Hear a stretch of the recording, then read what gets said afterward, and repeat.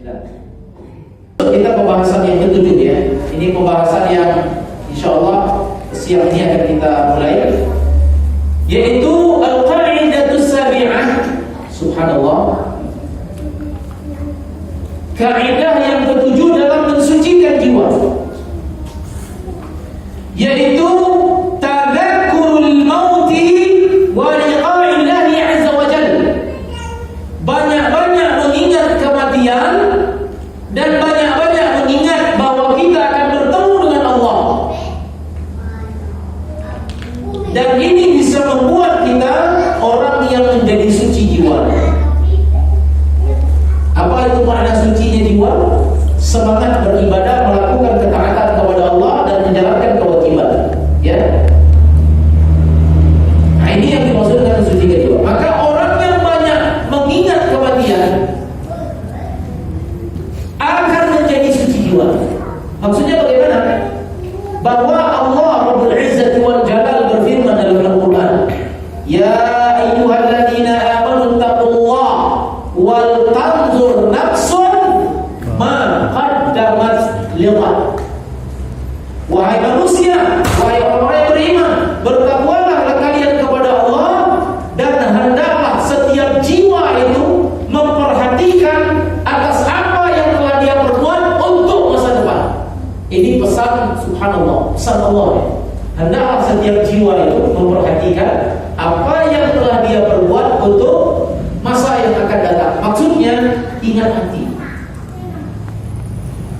Barangkali Pak, mohon maaf, mungkin pernah di antara kita menimpa rasa di dalam hati keyakinan bahwa kita ini benar-benar akan menghadapi kematian. Dan saat itulah Allah Subhanahu wa taala memberikan kepada kita taufik untuk mudah beriman kepada Allah, semangat beribadah.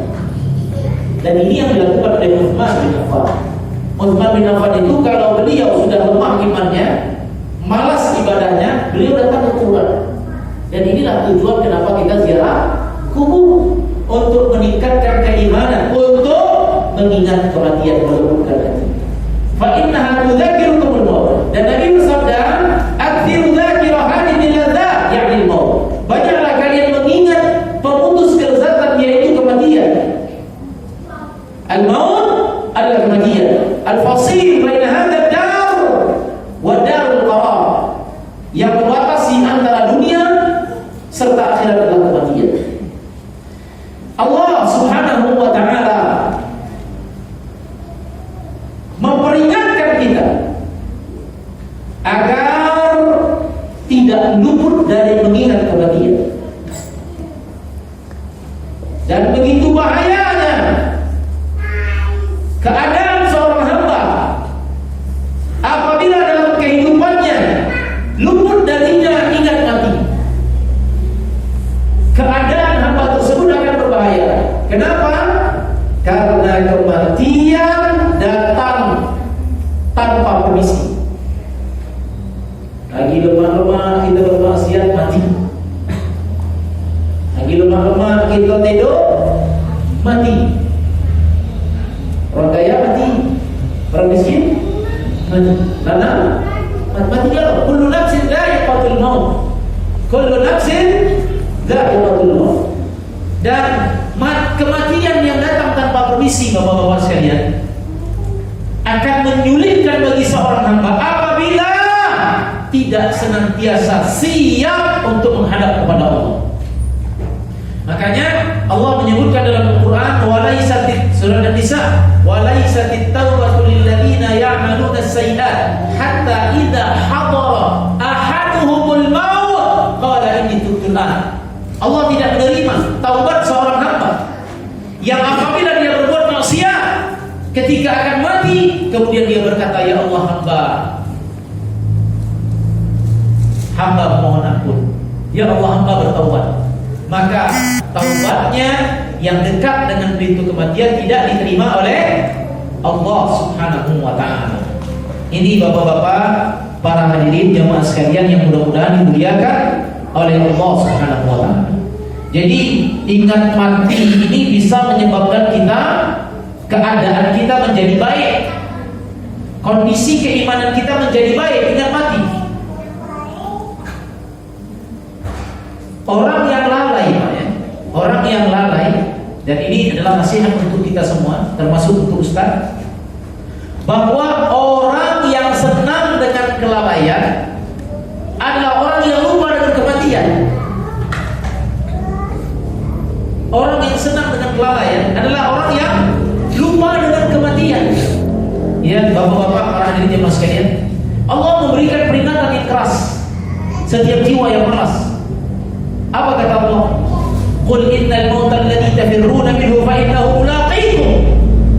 Katakan oleh Muhammad, sesungguhnya kematian yang kalian itu menghindar darinya, sesungguhnya dia akan menghampiri kalian. Mau tidak mau, suka tidak suka, sedang sakit mati, sedang sehat mati. Kapanpun kalau seandainya Allah sudah menetapkan kematian itu, maka tidak akan ada yang bisa menghalanginya. Oleh karena itu, bapak-bapak, para hadirin jemaah sekalian yang mudah-mudahan dirahmati dan dimuliakan oleh Allah, orang yang ingat mati akan menjadi baik keadaan mati. Bahkan mohon maaf, ini adalah satu kisah nyata yang kita ketahui dari jamaah. Awal-awal kita dulu mengenal hidayah dari jamaah kita, ada yang awal mula dapat hidayah itu karena ingat mati. Karena ingat mati itu terdapat padanya kebaikan yang banyak. Ya, ketika seseorang yang hura-hura suka bermaksiat, melakukan maksiat, melakukan kesyirikan, lupa dengan Allah, tidak mau sholat, tidak mau puasa, kehidupan ini tanpa agama, kemudian tiba-tiba ingat mati, itu kembali dia, kembali langsung, kembali kepada Allah Subhanahu wa Ta'ala. Nah, cuma nanti untuk kembalinya itu mesti dituntun dengan ilmu. Ada orang yang kembali tidak dituntun oleh ilmu sehingga tidak sampai tujuan. Kembalinya tidak sampai ke tujuan karena tidak melalui tuntunan ilmu. Nah, ini yang ketujuh, bapak-bapak, para hadirin jemaah sekalian yang mudah-mudahan dirahmati serta dimuliakan oleh Allah Subhanahu wa Ta'ala, yaitu banyak-banyak mengingat kematian. Banyak-banyak ingat kematian. Cuman mohon maaf, yang kita lihat YouTube itu orang menyiapkan kapan untuk kematiannya itu tidak sesuai tuntunan. Itu tidak boleh. Kan banyak artis-artis sekarang trendy masuk YouTube. Ini menyiapkan kematian, menyiapkan kapan ini tidak perlu. Yang disiapkan itu bukan kapan, yang disiapkan itu amalan. Kapan itu pengurus jenazahnya yang nyiapkan, keluarganya yang nyiapkan. Itu tidak usah. Atau nyiap ke kuburan di sini, kapling di sini, tidak usah. Kakek itu bisa menghidup gitu. Kita mati tunggulah tidur ya, kakek sampai lah gitu. Itu urusan menghidup. Kita jangan nak yang ini kakek dikubur di sini, dikubur di situ. Tidak usah. Kita siapkan dulu amal soleh. Kalau tempat kita meninggal itu sudah urusan orang hidup, kewajiban orang yang hidup. Tidak repot-repot kita lagi, tinggal tidur kan. Nah, ini bapak-bapak, para hadirin jemaah sekalian yang mudah-mudahan dimuliakan oleh Allah Subhanahu wa Ta'ala. Ada poin ke-8 dalam mensucikan jiwa. Ini ada yang makna mensucikan jiwa itu adalah memperbanyak ketaatan kepada Allah, dan ini termasuk ketaatan yang paling baik. Al-qaidatul tsaminah, yaitu takhayyurul julasa wal intiqarur rufaqa. Kaidah yang ke-8 dalam mensucikan jiwa, memilih teman, memilih teman. Al-julasa itu orang-orang yang kita duduk bersama mereka. Ya, kalau orang dulu kita duduk bersama mereka berarti dekat ya. Maka kita memilih teman dekat. Kalau dalam secara harfiahnya tafayyurul julasa ini memilih teman duduk, maksudnya teman dekat. Wa intiqalul rufaqa, serta memfilter, menyeleksi siapa yang akan menjadi pendamping kita, maksud sebagai teman dekat. Kenapa? Karena ini merupakan penunjang utama dalam mensucikan jiwa. Bagaimana keadaan kita ini besar pengaruhnya dari teman-teman kita. Kalau teman kita orang-orang yang bertakwa, insya Allah kita orang bertakwa. Kalau misalkan kita ini adalah orang yang teman-teman kita itu pelaku maksiat, maka kita adalah pelaku maksiat. Jadi penting memilah-milih teman.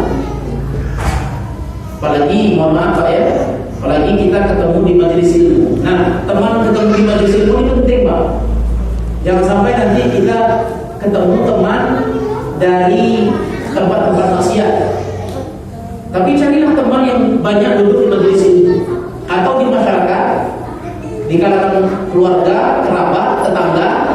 Cari teman yang ketika azan dia sholat.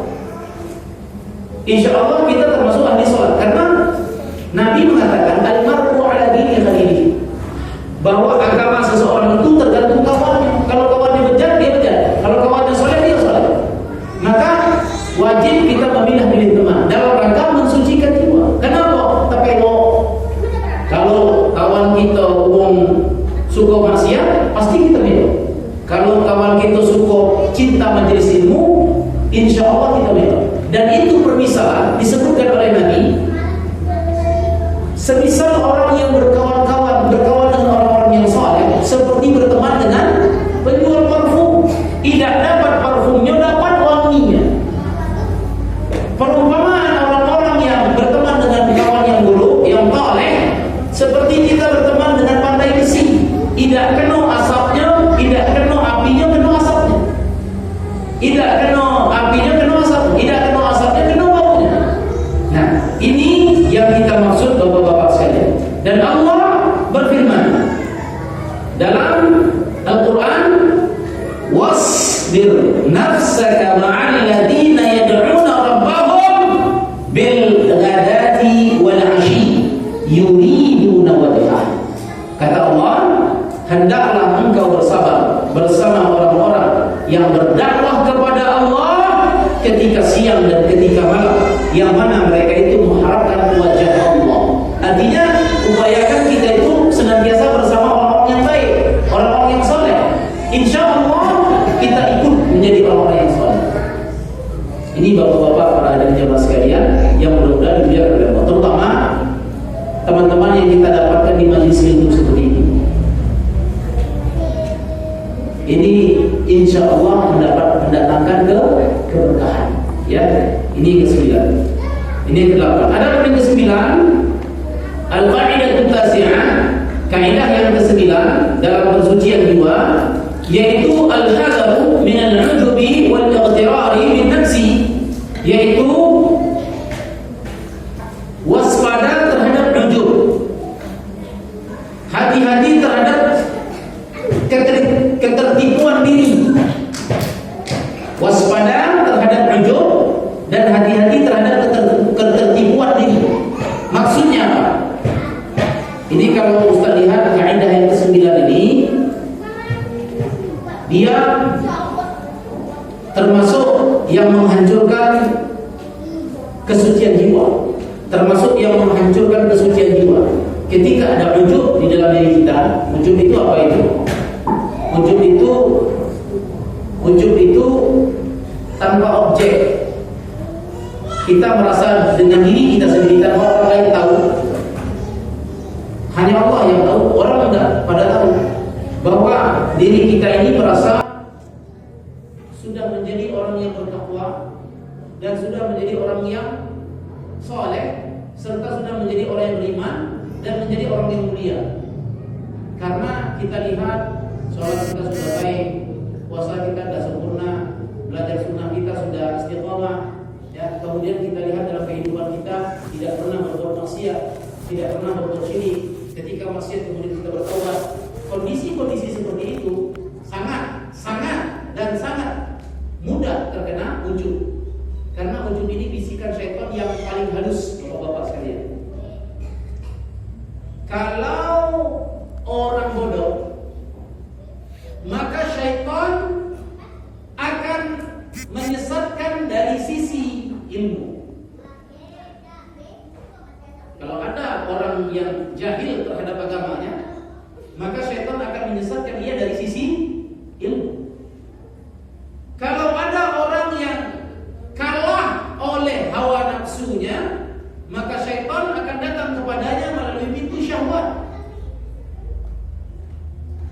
Tapi kalau ada seseorang yang sempurna imannya, sempurna amalnya, sempurna ketakwaannya, maka syaitan akan menyelinap di balik hatinya dan membisikkan bahwa engkau adalah orang yang saleh. Namanya ujub. Ujub ini tidak terdeteksi kecuali dengan ilmu dan taufik dari Allah. Bahaya apa? Ini bahaya sekali. Ini sekedar pengalamannya. Kita ya mudah-mudahan kita mohon ampun kepada Allah dan kita dilindungi oleh Allah dari ujub. Misalkan Ustaz dulu pernah ketika semangat beribadah, ketika pokoknya frekuensi ibadah itu semuanya bagus, grafik ibadah itu pokoknya sempurna semuanya. Senin Kamis terlaksana, salat malam terlaksana, sedekah terlaksana, salat 5 waktu terlaksana, rawatib terlaksana, duha terlaksana. Jadi absensi sunnah itu semuanya checklist semua. Kemudian apa yang terjadi? Ya, ini namanya kita belajar dari kesalahan. Ketika saat seperti itu datang, maka syaitan membisikkan dengan bisikan yang tidak terdengar, yang sangat halus. Kita masuk ke dalam toko, misalkan ketika itu masuk dalam toko itu sepi, tiba-tiba kita masuk, kemudian 1 menit setelah kita masuk, tiba-tiba jadi ramai. Kemudian hati ini berkata, ini barangkali karena keberkahan kedatangan kita, setan itu. Itu tidak terdeteksi kecuali dengan ilmu dan taufik dari Allah. Kalau lo nggak tahu, wah ini ya masuk hebat. Tapi itu dengan ini, dan itu bisa menghancurkan kesucian kita. Bahaya sekali, sangat berbahaya. Nah ini bapak-bapak sekalian. Jadi waspada terhadap ujub dan ketertipuan diri. Allah berfirman, "Fala tuzakku anfusakum wa a'lamu biman ittaqa." Janganlah kalian mensucikan jiwa kalian. Artinya jangan merasa suci. Sesungguhnya Allah Maha mengetahui siapa di antara kalian yang paling bertakwa. Kalau kita melihat keadaan para ulama terdahulu, bapak-bapak sekalian, kalau kita melihat keadaan para ulama terdahulu, ibarat padi semakin berisi semakin berbuah. Kalau kita lihat dari sisi ulama ahlu sunnah, ya, tidak ada ulama ahlu sunnah dahulunya yang merasa lebih bertakwa dari yang lain, yang merasa lebih berilmu dari yang lain, yang merasa lebih baik daripada yang lain. Ulama dan itu dicontohkan oleh para sahabat. Semakin beriman para sahabat, semakin merasa tidak beriman, semakin merasa kurang. Imam Syafi'i ketika beliau semakin belajar, kata beliau, setiap kullama zdada ilmi zada jahli. Setiap bertambah ilmu, bertambah pula kebodohanku. Rupanya banyak ilmu yang mesti dipelajari, dan itu baru saya ketahui sekarang. Bertambah ilmu, bertambah pula kebodohanku. Ternyata banyak ilmu yang perlu kita pelajari. Artinya tidak boleh kita merasa lebih baik daripada yang lain dari segala sisi. Dan kita memohon kepada Allah agar kiranya Allah lindungi kita dari ujub. Karena ujub ini datang dari bilik hati yang kita tidak bisa merasakan kedatangannya kecuali dari 2 cara. Pertama, kita lihat dari sisi ilmu, kemudian taufik dari Allah. Ini bapak-bapak sekalian yang mudah-mudahan dirahmati dan dimuliakan oleh Allah Rabbul Izzati wal Jalal.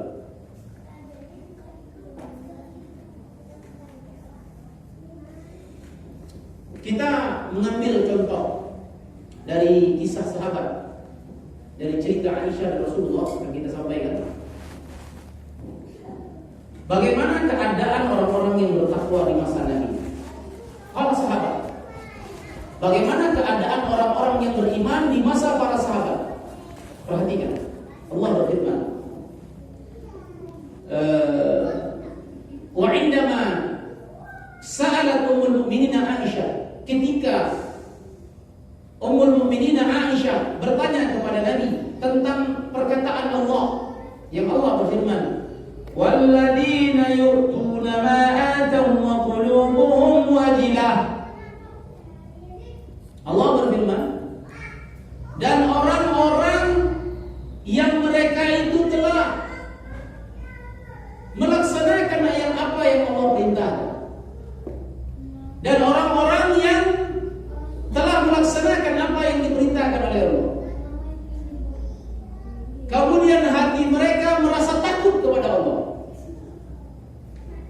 Ayat ini berbicara tentang orang yang bertakwa kepada Allah, orang yang beriman kepada Allah dari kalangan